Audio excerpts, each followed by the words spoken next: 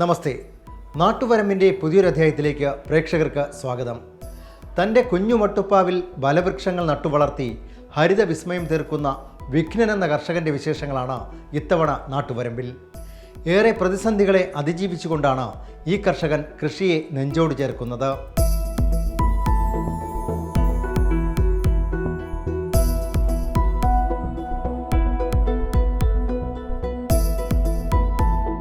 പത്ത് വർഷം കൊണ്ട് ഞാൻ ടെറസിൻ്റെ ഒരു കൃഷി ചെയ്യണം. എൻ്റെ ചെറുപ്രായത്തിൽ എനിക്ക് കൃഷിയോട് ഭയങ്കര ഇഷ്ടമായിരുന്നു. പ്രകൃതിയോട് എനിക്ക് ഭയങ്കര ഇഷ്ടമാണ്. മഴയാണ് ഏറ്റവും ഇഷ്ടം എനിക്ക്. ഇപ്പം ഇത്തിരി വെറുപ്പുമായിപ്പോയി. കാര്യം തക്ക സമയത്ത് മഴ കിട്ടാത്തതുകൊണ്ട്, അത് കിട്ടാത്തതിൻ്റെ കാര്യം മനുഷ്യൻ ചെയ്ത് കൂട്ടുന്നതിൻ്റെ പ്രവൃത്തി കൊണ്ട് തന്നെയാണ് അത് കിട്ടാത്തത്. പ്രകൃതിയോട് എനിക്ക് ഭയങ്കര സന്തോഷമാണ്. ഒരു ചെടി അതിൻ്റെ ഒരു കൊമ്പ് പോലും ഒടിഞ്ഞു പോകുന്നത് എനിക്കിഷ്ടമല്ല. അങ്ങനെയാണ് ഞാൻ, അഥവാ ഒടിഞ്ഞാലും അതിനെ ഞാൻ വെച്ച് കെട്ടി അതിനെ പൊടിപ്പിച്ചെടുക്കും. തായ്ലൻഡ് പേരയാണ്. തായ്ലൻഡ് പേര വാങ്ങിച്ചു കേട്ടാണ്. 2 വർഷമായി ഞാൻ ഇത് വെച്ചിട്ട്. ഇപ്പോൾ എനിക്കൊരു 10 കായര കിട്ടിയായിരുന്നു. ഇതിപ്പം പറിച്ച് വെച്ചതാണ്. നട്ടിട്ട് 2 വർഷമായി. കായ് ഇപ്പം കാഴ്ച 2ാമത്തെ പ്രാവശ്യമാണ് കിട്ടുന്ന നല്ല മധുരമാണിത് തായ്ലൻഡ് പേരയ്ക്ക എന്ന് പറഞ്ഞാൽ.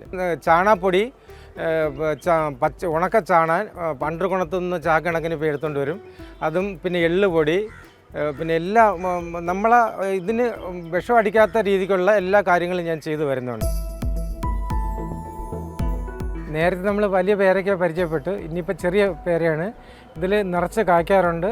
നമുക്ക് ആവശ്യത്തിന് കഴിക്കാനുള്ള പേരയ്ക്കയെല്ലാം ഇതിൽ നിന്നും കിട്ടുന്നുണ്ട്. ഇതൊരു ഇനം മാവാണ്. നല്ല ടേസ്റ്റാണ് ഈ മാങ്ങ. ഇതിപ്പം ഞാൻ പഴുത്തതിനെ പറിച്ചെടുത്തതാണ്. ഇതിൻ്റെ ഇടയ്ക്കൊക്കെ ഒരുപാട് നിൽപ്പുണ്ട്. അപ്പം നല്ല ടേസ്റ്റാണ് ഈ മാങ്ങ. നല്ല മണവുമുണ്ട്. ഒരു ഇനം മാവാണിത്. ട്രമ്മിൽ തന്നെ വെച്ചിരിക്കുന്നത്. അതിനും എന്നാലും ഒരു 10-50 മാങ്ങ കിട്ടും നമുക്ക് വർഷത്തിൽ. അതും നല്ല ടേസ്റ്റുള്ള മാങ്ങയാണ്. ഇത് 3-4 വർഷം കൊണ്ട് കായ്ക്കുക തന്നെ. മാവിനെ സംബന്ധിച്ച് കീടങ്ങളാണ് അവരെ നശിപ്പിക്കുന്നത്. ഇലയുടെ അടിയിൽ ഒരു പൂപ്പ് പോലെ വരും. അപ്പോൾ നമ്മളിതിന് ഇത് അവിടെ കടയിൽ കിട്ടും. ഇത് വാങ്ങിച്ച് കെട്ടി തൂക്കി കൊടുത്തു കഴിഞ്ഞാൽ ഇതിനകത്തൊരു പശയുണ്ട്. ആ പശയിൽ വന്ന് ഇവരെല്ലാം കൂടെ അതിൽ പിടിച്ചിരുന്നോളും കീടങ്ങൾ. അങ്ങനെ ഇത് ചെയ്ത് നമുക്ക് മാവിനെയൊക്കെ രക്ഷപ്പെടുത്താം. നമുക്ക് ഇതാണ് നമ്മളെ കൃഷിയെ നശിപ്പിക്കുന്ന ഏറ്റവും ഈ കറുത്ത പറമ്പ്. ഇതേപോലെ വന്നിട്ട് പയർ ഇതെല്ലാം നശിപ്പിക്കുന്ന ഇതാണ് ഈ വെള്ളം എന്ന് പറഞ്ഞാൽ ഈ ഇറമ്പ് മുട്ടയിട്ടിരിക്കുന്നത് വേണ്ട. ഇതാണ് വേണ്ട. അപ്പോൾ ഇത് ഇപ്പം ഡെയിലി നോക്കിയില്ലെങ്കിൽ ഇതെല്ലാം നശിക്കും.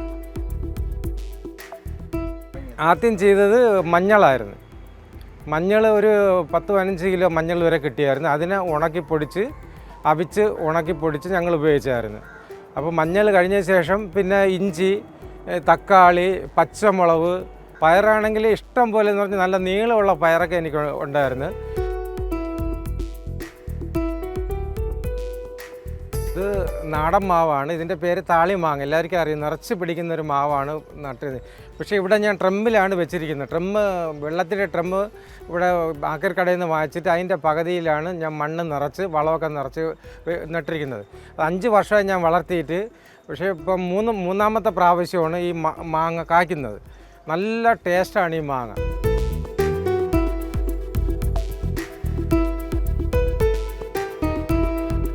ഞാനിപ്പം ടെറസിൻ്റെ ഉയരത്തെ വെയിറ്റ് കുറയ്ക്കാൻ വേണ്ടി ഞാനിപ്പോൾ ചെയ്യുന്നതെന്ന് പറഞ്ഞാൽ, ഇത് ആക്രി കടയിൽ പോയി കഴിഞ്ഞാൽ 50 രൂപ കൊടുക്കണം ഒരു ടിന്നിന്.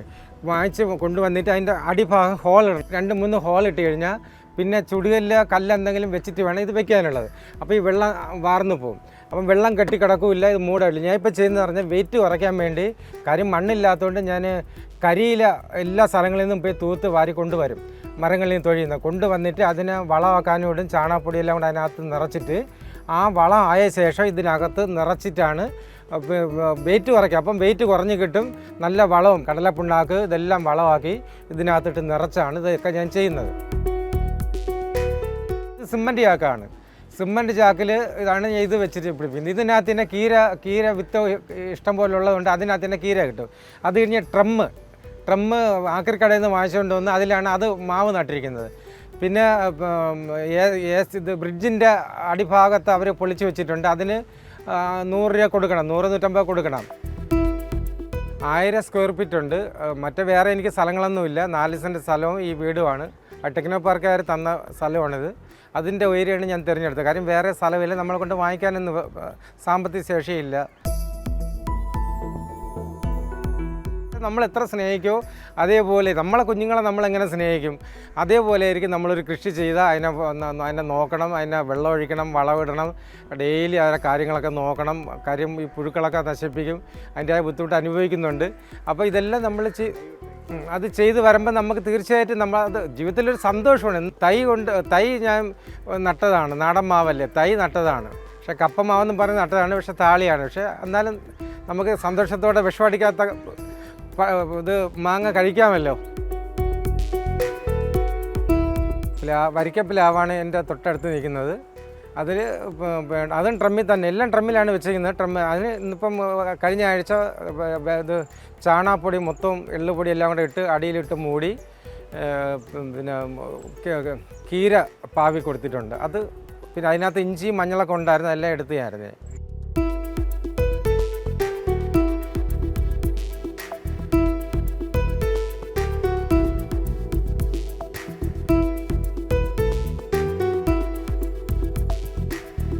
സമ്പൂർണ്ണമായും ജൈവ രീതിയിലാണ് വിഘ്നൻ എന്ന കർഷകൻ മട്ടുപ്പാവിൽ കൃഷി ചെയ്യുന്നത്.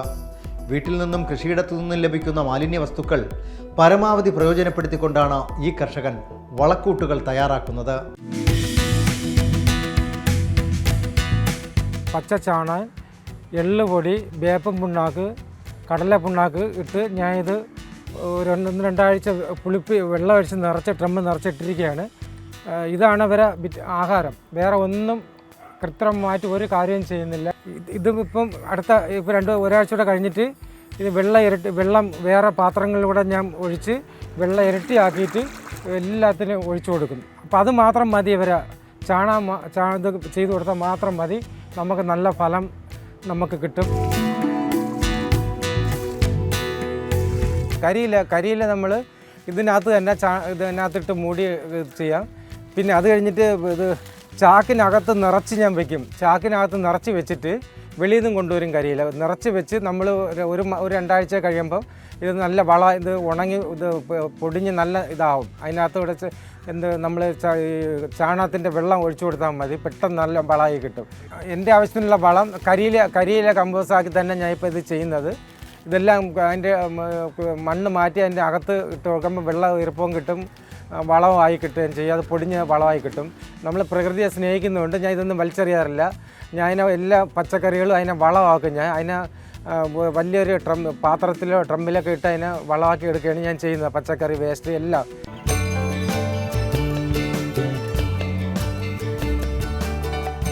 ഞാൻ കുഞ്ഞുങ്ങളില്ലാത്തതുകൊണ്ട് എനിക്ക് മക്കളെ നിന്നാണ് ഞാൻ വിളിക്കുന്നത്. എനിക്ക് അത്ര ഇഷ്ടമാണ്. കാര്യം ഒരുപാട് പ്രതിസന്ധികളിൽ ഞാൻ വന്നിവരെയൊക്കെ നോക്കുമ്പോൾ എൻ്റെ മനസ്സിനകത്ത് ഭയങ്കര സന്തോഷവും കുളിർമയാണ്. എനിക്കൊരു മാറ്റമാണ്. ഒരുപാട് പ്രതിസന്ധിയിൽ പോകുമ്പോഴും നമുക്ക് ഓടി വന്നവരെ കാണാൻ ഇതൊക്കെ മാങ്ങയൊക്കെ നിൽക്കുന്നത് കാണാൻ ഭയങ്കര സന്തോഷമാണ്. ചെടിയാണ് എൻ്റെ മക്കൾ. സത്യം പറഞ്ഞാൽ ഇന്നത്തെ സ്നേഹങ്ങളൊക്കെ മനുഷ്യനെ അറിയാമല്ലോ. അങ്ങനെയാണ് ഞങ്ങൾ ജീവിച്ചു പോകുന്നത്. ഇവിടെ ഇത് ഡ്രാഗൺ ഫ്രൂട്ടാണ്. ഇതിലൊരു 10-25 കായ എനിക്ക് വർഷം തോറും കിട്ടും. ഇപ്പോൾ ഒരു 3-4 കായ വന്നിട്ടുണ്ട്. വേറെ ഇനിയിപ്പോൾ അടുത്ത് മുട്ടിട്ട് കഴിഞ്ഞാൽ നിറച്ച് കാ കിട്ടും. ഇത് ചെയ്യണമെന്ന് പറഞ്ഞാൽ നമ്മൾ ഇരുമ്പ് പൈപ്പിൽ 4 സൈഡും പൈപ്പ് വെൽഡ് ചെയ്തിട്ട് ടയർ വെച്ചിട്ട് ടയറിനകത്തൂടെ അത് വളർത്തി വിട്ടു കൊടുത്താൽ പന്തൽ പോലെ വരും.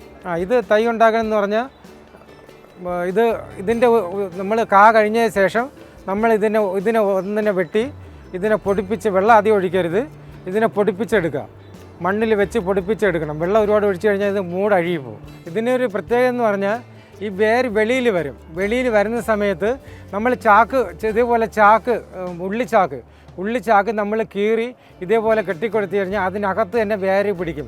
അപ്പം നല്ല കായും നല്ല പുഷ്ടിയൊക്കെ നമുക്ക് കിട്ടും. കാര്യം ഇത് ട്രമ്മിലല്ലേ വെച്ചിരിക്കുന്നത്. ഇത് തായ്ലൻഡ് സപ്പോർട്ടയാണിത്. നല്ല വലിപ്പമുണ്ട്. ഒരു സീസൺ കഴിയുമ്പം അടുത്ത് മുട്ടയിടുകയാണ് ചെയ്യുന്നത്. അടുത്ത് ഇപ്പോൾ കഴിഞ്ഞ മാസം വരെ നല്ല ഒരുപാട് കായ ഉണ്ടായിരുന്നു. ഇത് കുവരാണ്.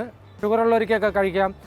പഞ്ചാര ഇടാതെ ശകലം ഉപ്പിട്ട് ഇത് വെള്ളത്തിൽ ഇട്ടിട്ട് മിക്സിക്ക് അരച്ച് കുറുക്കിയെടുക്കണം. കുറുക്കിയെടുത്ത് ഷുഗറുള്ളവർക്കൊക്കെ കഴിക്കുന്നത് നല്ലതാണ്, ആരോഗ്യത്തിന് നല്ലതാണ്. മധുരം ഇടാൻ പാടില്ലെന്നാണ് പറയുന്നത്. കരിപ്പോട്ടിയൊക്കെ ചേർക്കുന്ന കുഴപ്പമില്ല. ശർക്കര ഇടായിരുന്നാൽ മതി. പഴവർഗ്ഗങ്ങളൊക്കെയാണ് കൃഷി ചെയ്യുന്നെങ്കിലും ഞങ്ങൾ വീട്ടാവശ്യത്തിനുള്ള കീര, പയർ, തക്കാളി, പൊന്നാങ്കണ്ണി ചീര അതെല്ലാം ഞങ്ങൾ ഇതിൻ്റെ കൂടെ ചെയ്യുന്നുണ്ട്.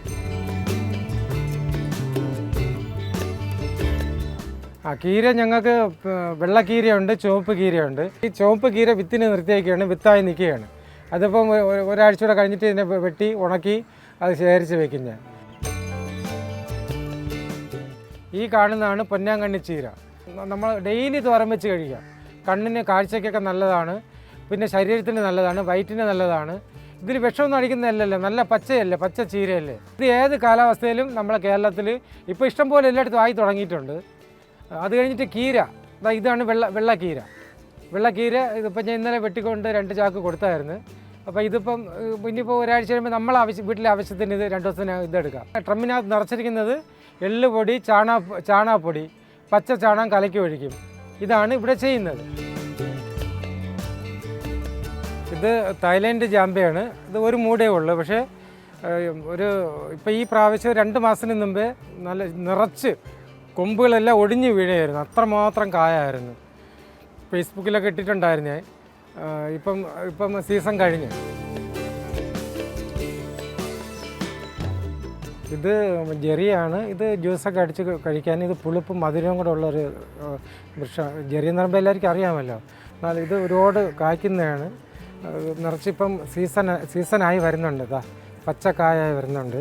ഇത് വലിയ കായ ആവും, പക്ഷെ ഇപ്പം ചെറുതാണ്. ഇപ്പം ജ്യൂസ് അടിച്ച് കുടിക്കുന്ന ശരീരത്തിന് ഏറ്റവും നല്ലതാണിത്.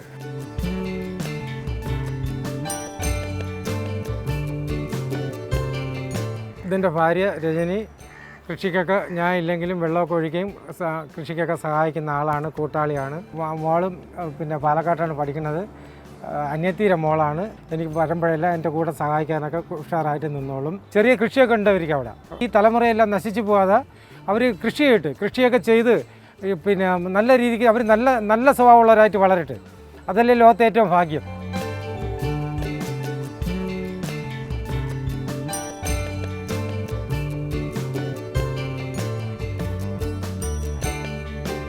ഈ കഞ്ചാവും മയക്കുമരുന്നിലൊക്കെ അടിമപ്പെട്ട് കുഞ്ഞുങ്ങൾ പോകാതിരിക്കാൻ വേണ്ടി വീട്ടിലുള്ള മാതാപിതാക്കൾ തന്നെ ചെയ്യേണ്ട കാര്യമാണ്. അവർ സ്കൂളിൽ വിട്ട് വരുമ്പം മൊബൈലും അവരെ കൈ കൊടുക്കാതെ അവർ മൊബൈൽ കളിക്കുമ്പോൾ അതൊക്കെ മാറ്റിയിട്ട് വീട്ടിൻ്റെ ഇതേപോലെ കൃഷി ചെയ്ത് അവരുടെ ബ്രെയിനിനെ മാറ്റിയെടുത്തിട്ട് അവരുടെ നല്ല കാര്യങ്ങൾ മാതാപിതാക്കൾ പറഞ്ഞു കൊടുക്കുക.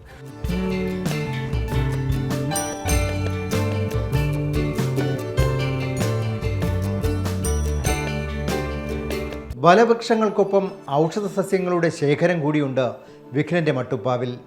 അന്യം നിന്നുകൊണ്ടിരിക്കുന്ന ഒട്ടേറെ സസ്യങ്ങൾ ഈ കർഷകൻ സംരക്ഷിച്ചു വരുന്നു.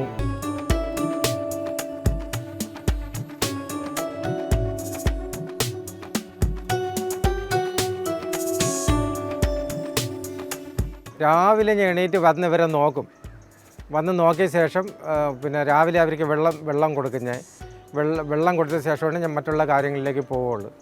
2 നേരം വെള്ളം ഒഴിക്കണം. അതാണ് ഏറ്റവും പ്രശ്നം. കാര്യം ഇത് ട്രമ്മിലായതുകൊണ്ട് വെള്ളം വാർന്നു പോകാൻ വേണ്ടി ഹോൾ ഇട്ടിട്ടുണ്ട്. അപ്പോൾ 2 നേരവും വെള്ളം കൊടുത്താൽ ഈ വെറിയിൽ നല്ല ചൂടാണ്, ഈ വെറിയിൽ കിട്ടുള്ളൂ. അതുകൊണ്ട് ഇവരെ എൻ്റെ കൃഷിയെ കളഞ്ഞ് ഞാൻ ഒരിടം പോവാറില്ല. ഇത് കറ്റാർ വാഴത്തട എല്ലാവർക്കും അറിയാമല്ലോ. ഇതൊരു വരുമാന മാർഗ്ഗമാണ്. ഒരു തണ്ട് ഫുള്ള് കൊടുത്തു കഴിഞ്ഞാൽ 25 രൂപ വെച്ച് കിലോയ്ക്ക് കിട്ടും. അത് 100 രൂപ കിട്ടും ഒരെണ്ണത്തിന്. 4 കിലോ ഒക്കെ ആകുമ്പോൾ ഇത് മുഖത്ത് തേക്കാം. തലയിൽ നമുക്ക് താരനുണ്ടെങ്കിൽ തലയിലൊക്കെ കുളിക്കുന്ന സമയത്ത് തേക്കാം. ഇത് വളരെ ഔഷധ ഗുണമുള്ളതാണ്. എണ്ണ കാച്ചാനൊക്കെ എടുക്കാം.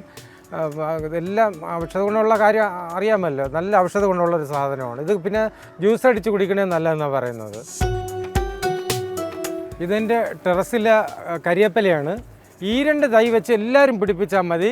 നമ്മൾ ഇഷ്ടം പോലെ കരിയേപ്പില നമ്മളെ ഉപയോഗം കഴിഞ്ഞിട്ട് നമുക്ക് മാർക്കറ്റിലും കൊടുക്കും. അതായത് ചാണകപ്പൊടി ഇടുന്നതുകൊണ്ട് മാത്രമാണ് ഇതിങ്ങനെ നിൽക്കുന്നത്. അല്ലെങ്കിൽ ഇതിൻ്റെ മൂട്ടിൽ കെമിക്കലൊക്കെ ഇട്ട് കഴിഞ്ഞാൽ പെട്ടെന്ന് അവർ നല്ല ഇതായിട്ട് വളരും. കരിയേപ്പില പോലെ തന്നെയാണ് മുരിങ്ങ നല്ല ഇരട്ടി ഗുണമെന്നാണ് പറയുന്നത്. കിട്ടുന്ന സമയങ്ങൾ ഇതിനെ നട്ടുപിടിപ്പിക്കുക. ഇതും വീട്ടിൽ വെച്ച് പിടിപ്പിച്ച് കഴിഞ്ഞാൽ ഒരു 3-4 ഇല എടുത്തു കഴിഞ്ഞാൽ തോരൻ വെച്ച കണ്ണിനൊക്കെ ഏറ്റവും നല്ല ഗുണമുള്ളതാണ് മുരിങ്ങ. നമ്മളെ നാട്ടിൽ നിന്ന് അന്യപ്പെട്ടു പോയിക്കൊണ്ടിരിക്കുന്നതാണ് കൈതോന്നി.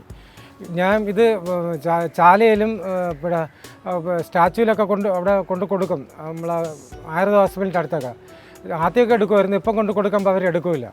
അവർക്ക് വേണ്ടെന്നാണ് പറയുന്നത്. കാര്യം ആരും വാങ്ങുന്നില്ല. കാരണം പൊടി കവർ കിട്ടുന്നതുകൊണ്ട് ഈ ഇല ഇപ്പോൾ അവർക്ക് ഇത് ഒറിജിനൽ ഇലയാണ്. ഇത് വേണം നമ്മൾ എണ്ണ കാച്ചാനും. പണ്ടൊക്കെ നമ്മൾ കൊച്ചു പ്രായത്തിൽ അങ്ങനെയാണ് വീട്ടിൽ അമ്മമാരൊക്കെ ചെയ്തുകൊണ്ടിരുന്നത്. ഇപ്പോൾ എല്ലാവർക്കും പാക്കറ്റ് പൊടി മാത്രം മതി. ആയുർവേദ കടയിൽ ചെല്ലുമ്പോൾ പൊടി കിട്ടും. ഈ പച്ച യഥാർത്ഥമായിട്ട് അതിനകത്ത് മായങ്ങൾ ചേർക്കുന്നതാണ്. ഇത് മായം ചേർക്കാത്ത ഈ സാധനം നമ്മൾ കൊണ്ട് കൊടുത്തു കഴിഞ്ഞാൽ അവർക്കത് വേണ്ട.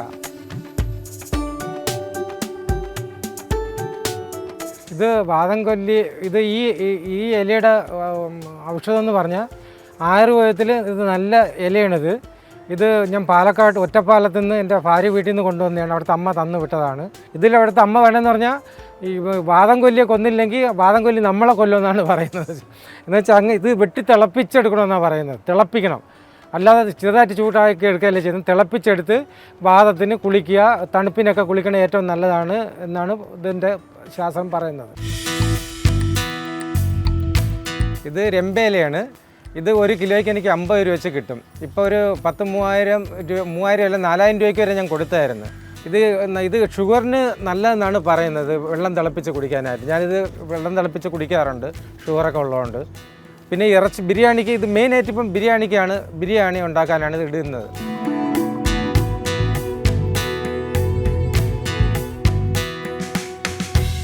മഞ്ഞൾ നമുക്ക് ഔഷധ ഗുണമാണ്. പച്ച മഞ്ഞളൊക്കെ നമുക്ക് മുഖത്ത് തേക്കാനും പിന്നെ മരുന്നിനൊക്കെ രാവിലെയൊക്കെ നെല്ലിക്കയുടെ കൂടെ 1 കഷ്ണമൊക്കെ ഇട്ട് അടിച്ചു കുടിക്കുന്നതൊക്കെ ഏറ്റവും നല്ലതാണ് പച്ച മഞ്ഞളെന്ന് പറയുമ്പോൾ. ശരിക്കും ഉണ്ടാവും ഇതിൻ്റെ മൂട്ടിൽ. ടെറസിലും താഴെയും ഒക്കെ നമുക്ക് എവിടെ സൗകര്യമുണ്ട് അവിടെ കുഴിച്ച് വെച്ച് കൊടുത്താൽ മതി. സ്ഥലങ്ങളുള്ളവർക്ക് മഞ്ഞളൊക്കെ ഒരുപാട് കൃഷി ചെയ്യാൻ നമ്മളെ കേരളത്തിൽ വെറുതെ കിടക്കുകയാണ് സ്ഥലങ്ങൾ. ഇത് എൻ്റെ വീടിൻ്റെ സൈഡാണ്.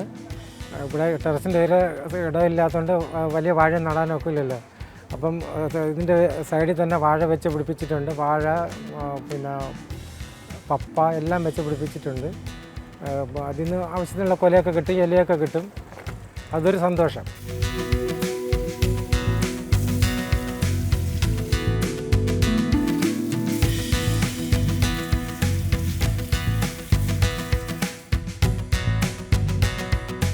ക്യാൻസർ, കിഡ്നിയുടെ എല്ലാ ചെറുപ്പക്കാർ തൊട്ട് കുഞ്ഞുങ്ങൾ തൊട്ട് എല്ലാം നാശമായി തുടങ്ങി. അതുകൊണ്ട് ഇനിയിപ്പോൾ ഒന്നേന്ന് മെഡിക്കൽ കോളേജൊക്കെ കെട്ടിയാലേ ഒക്കെ ഉള്ളൂ. പ്രൈവറ്റ് ആശുപത്രികളെല്ലാം നിറഞ്ഞ്. അതുകൊണ്ട് ദയവ് ചെയ്ത് ജനങ്ങളോട് എനിക്കൊന്നേ പറയാനുള്ളൂ, സ്നേഹത്തോടെ പറയുന്നത്, എല്ലാവരും മടി കാണിക്കാതെ. നമ്മൾ കൃഷി വകുപ്പിനെ ആരും നോക്കേണ്ട കാര്യമില്ല. നമ്മളെ വീട്ടിൽ നമുക്ക് ഇഷ്ടത്തിന് നമ്മൾ കൃഷി ചെയ്യുക. നിങ്ങളെ കയ്യിലുള്ള പൈസ കൊടുത്ത് ചാണകം വാങ്ങിച്ച്, ചാണകപ്പൊടി വാങ്ങിച്ച്, എള്ളുപൊടിയൊക്കെ വാങ്ങിച്ച് കുറച്ച് പൈസ ആവുള്ളൂ. സ്വന്തമായിട്ട് ഇതൊക്കെ ചെയ്ത് കഴിഞ്ഞാൽ ഇപ്പോൾ കണ്ടില്ല, മാങ്ങ, കരിയേപ്പില, സകല പേരയ്ക്ക, വിഷമടിക്കാത്ത എല്ലാം നമുക്കിവിടെ ചെയ്തെടുക്കാം. ആകെ 4 സെൻറ്റ് സ്ഥലവും അതിൻ്റെ ഉയരത്തെ എൻ്റെ ഇതാണ്. അതിനിടയ്ക്ക് പല കാര്യങ്ങളും ഞാൻ ചെയ്തിട്ടുണ്ട്.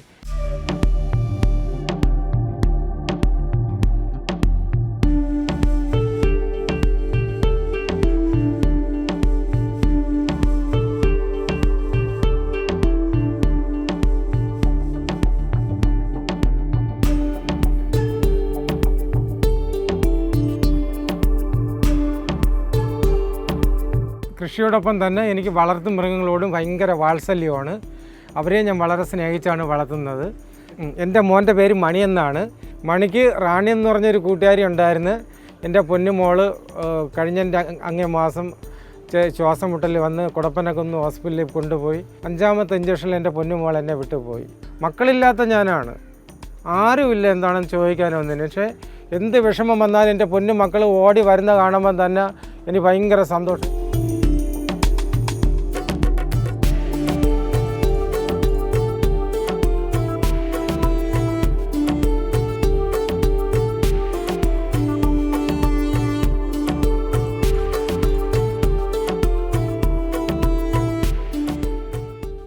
ഒട്ടേറെ പ്രതിസന്ധികൾ തരണം ചെയ്തുകൊണ്ടാണ് വിഘ്നൻ എന്ന കർഷകൻ തൻ്റെ മട്ടുപ്പാവിനെ ഹരിതാപമാക്കുന്നത്. ആരോഗ്യ പാരിസ്ഥിതിക പ്രശ്നങ്ങൾ പലപ്പോഴും ഈ കർഷക കുടുംബത്തിന് തിരിച്ചടിയാകുന്നു.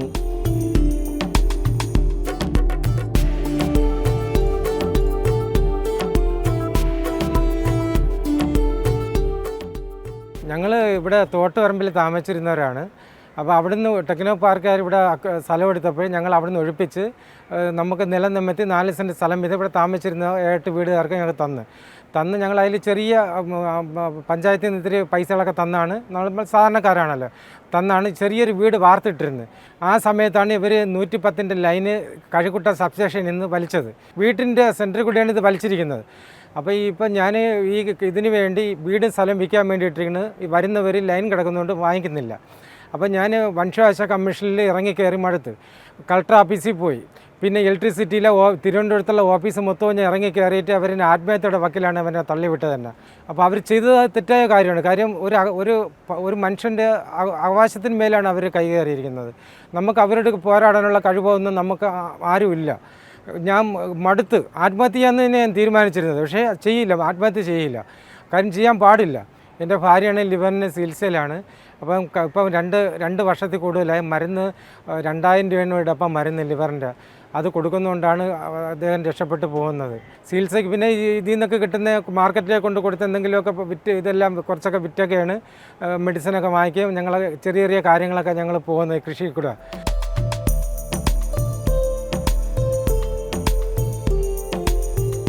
കിട്ടുന്ന സമയം എന്തെങ്കിലുമൊക്കെ നട്ട്, തക്കാളിയോ പയറൊക്കെ നട്ടു കൊടുത്താൽ ഇഷ്ടംപോലെ കിട്ടും. എന്ത് വേണമെങ്കിലും നട്ട് നമുക്ക് വീട്ടിലെ ആവശ്യത്തിന് നമുക്ക് വിളവെടുക്കാനൊക്കെ കുറേ അസുഖങ്ങൾ കുറഞ്ഞു കിട്ടും. ദയവ് ചെയ്ത് നിങ്ങളെല്ലാവരും കൃഷി ചെയ്യും, ഞാൻ കൂടെ സഹായിക്കാം.